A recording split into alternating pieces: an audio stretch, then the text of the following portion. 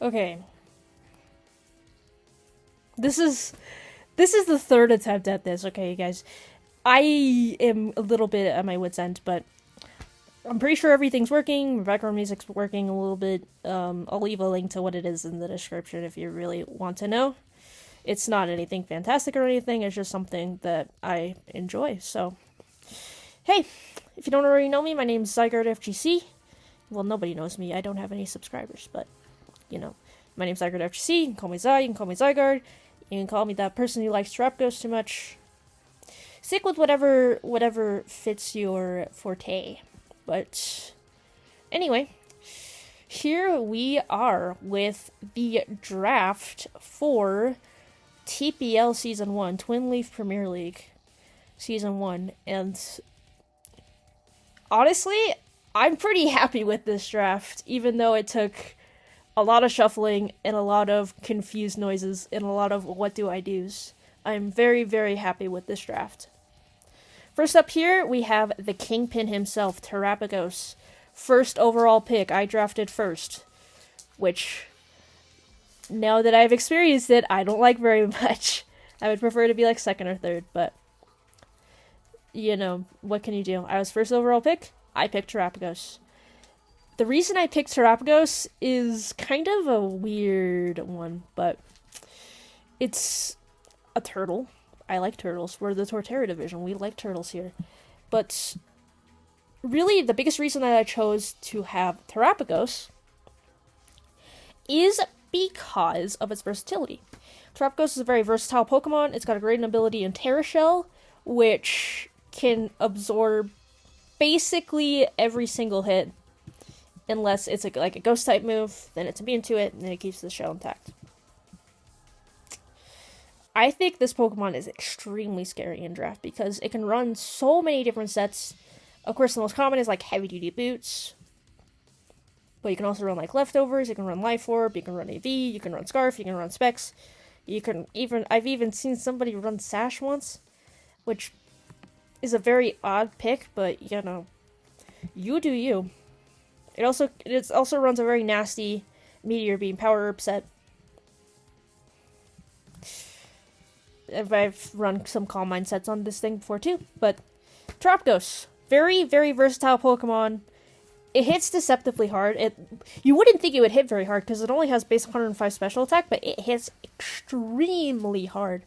And that's what I like about this thing. It's very versatile, it's very bulky.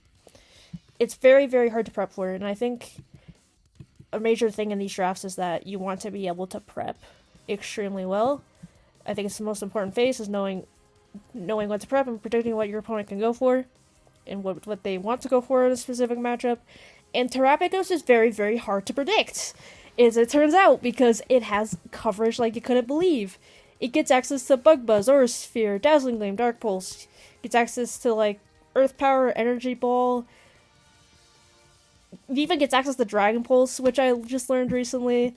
You know, it obviously has Ice Spinner for terrain, has Ice Beam. It's hard to prep for. Because you don't know if it's going to be like a fast, offensive Terapagos or a more bulky one. It can run either or, and it can fit into any team with anything. And because I'm first pick, and it's going to be 30-something more picks before it comes back to me, I thought Terapagos would be the best first pick because I can build around what's left. Which is exactly what I did. Everything I wanted got sniped. I was thinking about like Heatran or Landorus Therian or what's another one I was thinking about? Those were the two biggest ones. I wanted Heatran or Landorus Therian really bad. Oh, and Zapdos. Zapdos was also taken and I was really sad because I wanted to draft Zapdos pretty bad, but instead, we got like the 7th pick on the list, and that is Corviknight. Turns out I sniped this from a lot of people. A lot of people really wanted Corviknight, but it's mine.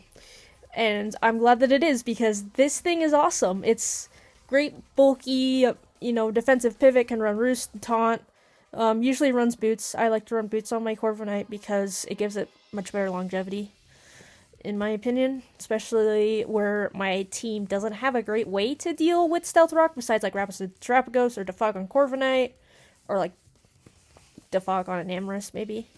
It doesn't have a lot of great ways to set up or to remove hazards, which is a problem with this draft, but that is a-okay. Because I am not a hazards person. I don't like to play the hazards game, never have. So, yeah, Corviknight. Great bulky Pokemon, gets access to Iron Defense Body Press, gets access to Taunt, it gets access to U-Turn, it gets access to so many different things. I even tried to run like an Agility Power Trip set once as a meme, and it went really well, actually. Tera Dark, Agility Power Trip, which you should try that again. You should try that against some people sometime. It's very, very funny because people don't see it coming. And Corviknight can be pretty fast if you give it, if you give it max speed and a good nature. So it can be deceptively fast if it wants to be, but mostly it's here as part of the main defensive backbone of this team. Especially because the next two picks are very offensive Pokemon. One of those being Ogerpon Hearthflame. Also not a first pick. Also not even a fifth pick. This was like 9th on the list. So everything that I could have wanted and their mother was gone by the time it got back to me. As far as team building and what I was thinking about could work and what I liked. So, never used this Pokemon. Hasn't done very much for me because of it so far, but it's a fantastic Pokemon. It's an Uber's Pokemon for a reason. It's got good speed and good bulk, which is pretty nuts. And the fact that it has the combination of both and can still sweep entire teams with that pretty decent bulk is insane to me. It's here honestly as a cover all, hit everything hard.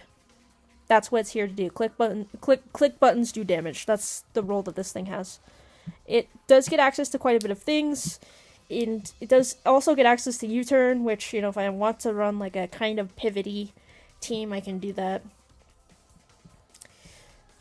So, and I also really like, a lot of people probably don't like this, but I actually really like Hornleech on Ogerpon. It gives it better longevity, and it can use that pretty good bulk to its advantage and do big damage and stay on the field for longer, which, I like that. I'm more of a bulky offensive type of person, and Ogerpon does that extremely, extremely well, and I hope that it can actually do some work for me this next week against a Goldango team.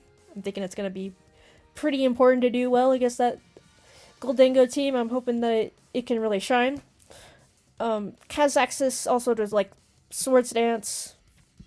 Does it have access to Swords Dance? Yes, it does. I don't want to look like a fool. Does get access to Swords Dance, Focus Energy, which I love Focus Energy Ogerpon sets. Used them in VGC quite a bit, so of course, that was with Ogerpon Water, not Ogerpon Fire, but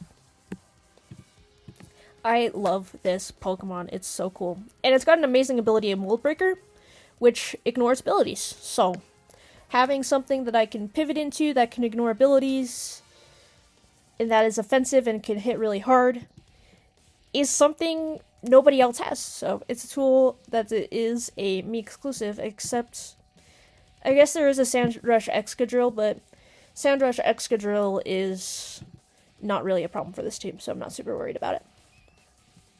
Next, we have Iron Bundle.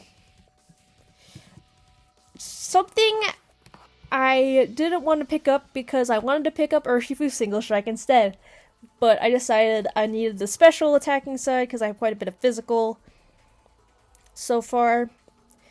And the special attacker I do have, I want really to save for late game and keep hazards off the field so that it can just blow everything apart. So, Iron Bundle. Great Pokemon. Fast, hits hard. It has the same thing as Ogerpon does, except it's less bulky on the special side, at least. It's very physically bulky, which is surprising, but yep. Less bulky Ogerpon, it completes a Fire, Water, Grass core, which I think is extremely important. Again, VGC player, I think Fire, Water, Grass core is extremely, extremely, extremely important because it does give both an offensive and a bit of a defensive backbone. Of course, here, it's a very, very expensive Fire Water Grass core, considering its bundle and Orcapon. I think they complement each other beautifully on the offensive side too. Yeah, it's it's the fantastic duo of offense. And that's all I've got to really say. It usually would run Scarf or Specs or Focus Sash or Booster Energy even if I really wanted to. I don't love using Booster Energy. I've seen a Rocky Helmet Iron Bundle set before, which I might try. Expert Belt is something I've seen before. Life Orb is common as well. It can hold like a Pinch Berry and give it bulk and give it like a Pinch Berry, I don't know. Or it can run like a Tropical Berry or an Electric Berry or something like that to help give it a little bit more longevity and just one-shot things like crazy. Next we have a Namorous. People who know me in the draft know that I absolutely hate this thing. Like, it's ironic at this point how much I want to get rid of this thing, and this thing just says, no, I have the tools that you need.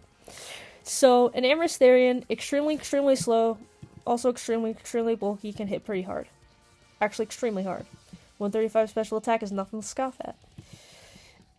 The problem with an Amorous Therian, and why it's a little bit cheaper and a little bit further down this draft list, is because it doesn't get access to great coverage, which kind of bothers me a little bit, I'm not gonna lie, but you know, it gets like Grass Knot and Earth Power, which are good, and Draining Kiss is okay, but it's not like anything fantastic. It's just good for longevity, but even then it's not that great for longevity because it is such a weak move overall. But it does get access to Mystical Fire to make itself stronger, so it doesn't have to run like Calm Mind if I don't want to. It's also great cover. It's also great fire coverage. It gets access to Moonblast. It also gets access to Healing Wish, which, with its slow, bulky self, it can really use effectively to heal some of my more offensive pieces that may have gotten worn down, like a Scarf Terrakion, for example. That has a little bit of bulk into it, would really appreciate a Healing Wish. You can see I have Terrakion here. I probably shouldn't have said that, huh? But you can really help the Terapagos as well to give it a second Tera Shell, which I think is very valuable. It also gets access to Sub. Weather Ball for the Rain team. Springtide is okay, but most of the time, I would rather click Moonblast because it's 100% accurate for only a 5% base power decrease. And I don't really care to lower my foe's attack when singles is such a switch heavy game, especially in draft, because you're trying to just look for an opening. Next pick, Fezandipity. I like this bird. I had never used it before this draft, but I really like this bird. It gets access to, some great abilities in Toxic Chain and Technician. Most of the time it's going to be running Toxic Chain, even though Technician is also a fantastic ability. This is one of my Tera Captains, actually. You get access to 15 points worth of Tera Captains based on how much the Pokemon is worth on the draft board. Fezandipity was 10, so I made Fezandipity one of my Tera Captains. Its Tera types are actually Fairy, Water, and Flying. And you may be asking, well, why not use Tera Poison? Because it would make your Gunk Shot so much stronger. And could blast things apart. And I tell you, it's because this team, if you haven't noticed, has a pretty major ground weakness. So Tera Fairy for an offensive type is better for this team in particular. I don't plan on changing it. Gets access to, Roost Play Rough. Because it's surprisingly specially bulky, actually. So like Roost, I'm going to be running quite a bit. Gets access to Taunt, gets access to U-Turn, gets access to Toxic, which is really important, I think, to be able to spread some of those statuses around to give my more offensive pieces some breathing room.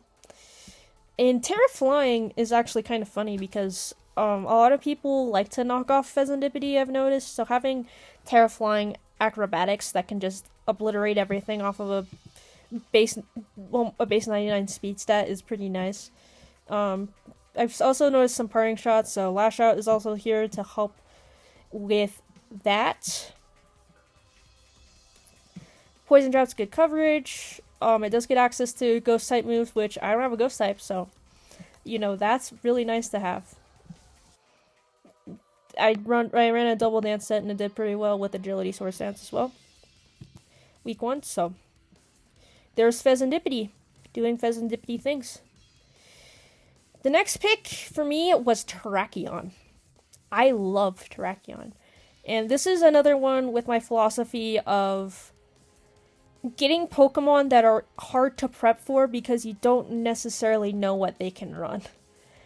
Terrakion fits this very, very well. Obviously, it's mostly going to be Choice Band or Choice Scarf, but it can run Boots and AV and Air Balloon and Rocky Helmet, all to great effect, I've noticed.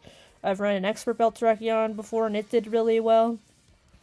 It also gets the ability Justified, and this team doesn't have the greatest way to deal with, like, a Scrafty, for example. So being able to switch on Terrakion on, like, a knockoff or a Sucker Punch, or have it absorb a Sucker Punch or something like that, means that it will get that attack boost and become much, much, much more scary. And I don't like Dark type moves into this team in general, so having access to something that can just take that hit, get an attack boost, and blow it up in return is really nice. Obviously the most common set would be banned with, like, Close Combat, Earthquake, Stone Edge, 4th move. Could be Zen Headbutt, could be Brick Break, could be Poison Jab if I needed it. Could be like Sacred Sword. I really like Sacred Sword. I think it's a great move. Can be X Scissor. But that's going to be the most common set you'll probably see me run on this thing. Is either a band or a scarf set.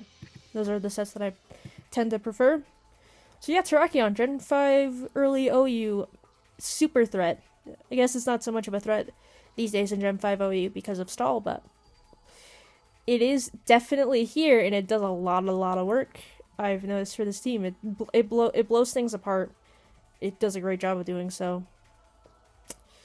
Next is a more defensive Pokemon that can also hit hard, and that is Duraludon.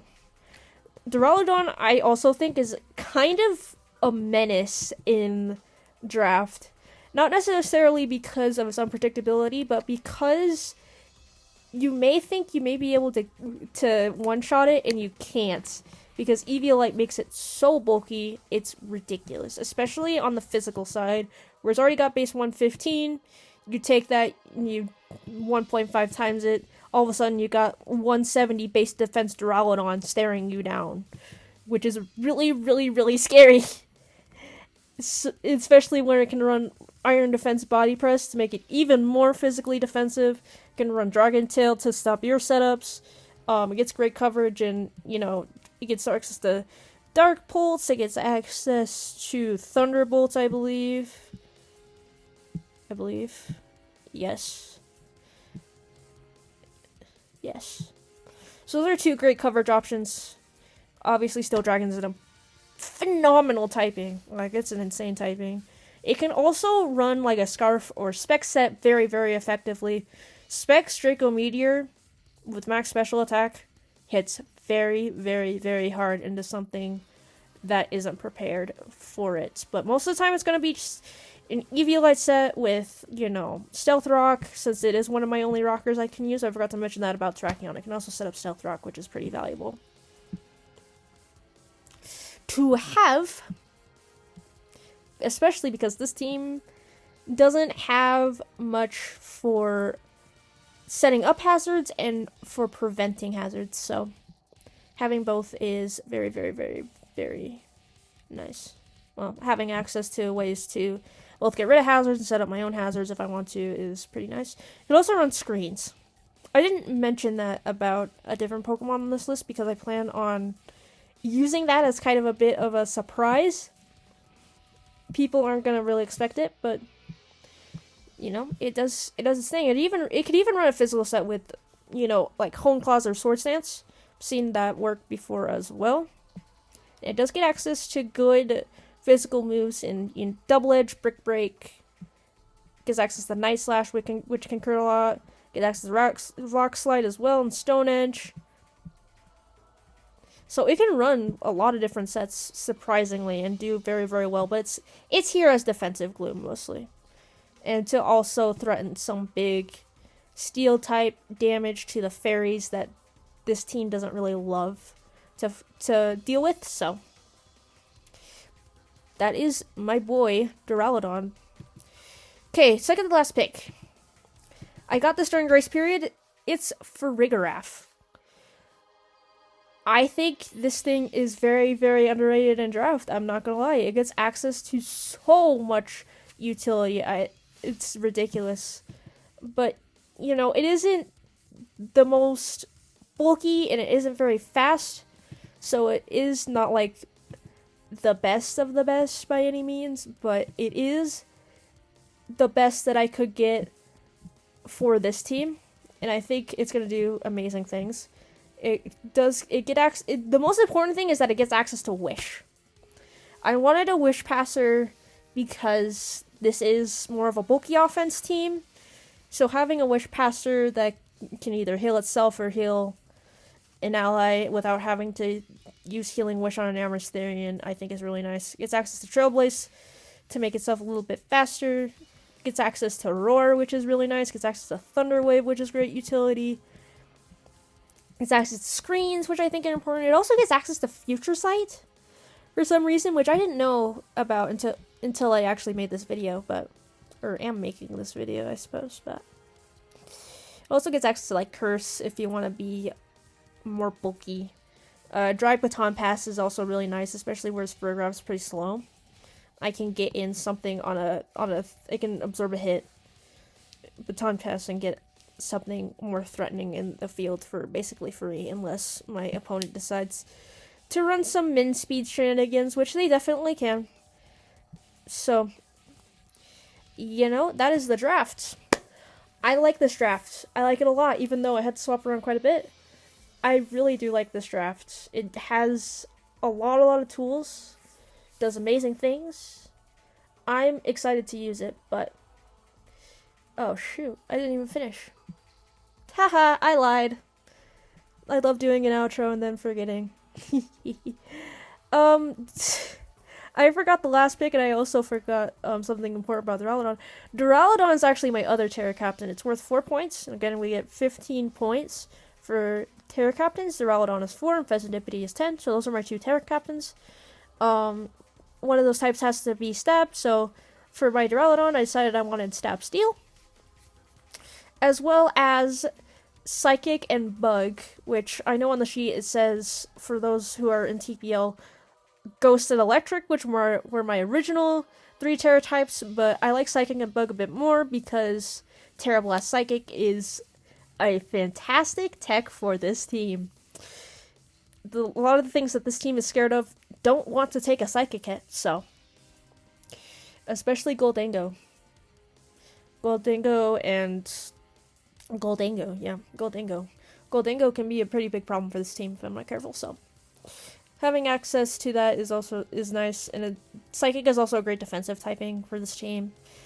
And then Bug is the weird one because it gives me very specific resistances that I wouldn't have with another type. I won't say what those types are because TPL people are going to be watching this and are going to go, well, why do you want Tera Bug?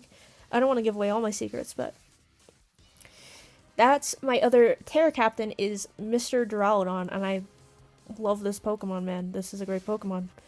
I already talked about Farigiraf. It does wish things. It gets access to Kudchu as well, which can help it stay alive with like Protect. So it can run like Citrus Berry with Wish Protect, and once it eats its citrus, I can protect and eat that citrus. I'm gonna get a little bit more recovery and a little bit more longevity with the Farigiraf because it's gonna struggle to stay on the field. My last pick is Ampharos. It's Ampharos. Yeah, I know. Why Ampharos, you may be asking? Especially because it's not very fast. It's because of this thing's utility. It's got insane utility. Like, utility out like you couldn't believe. I almost swore there. I'm gonna try not to swear in these, but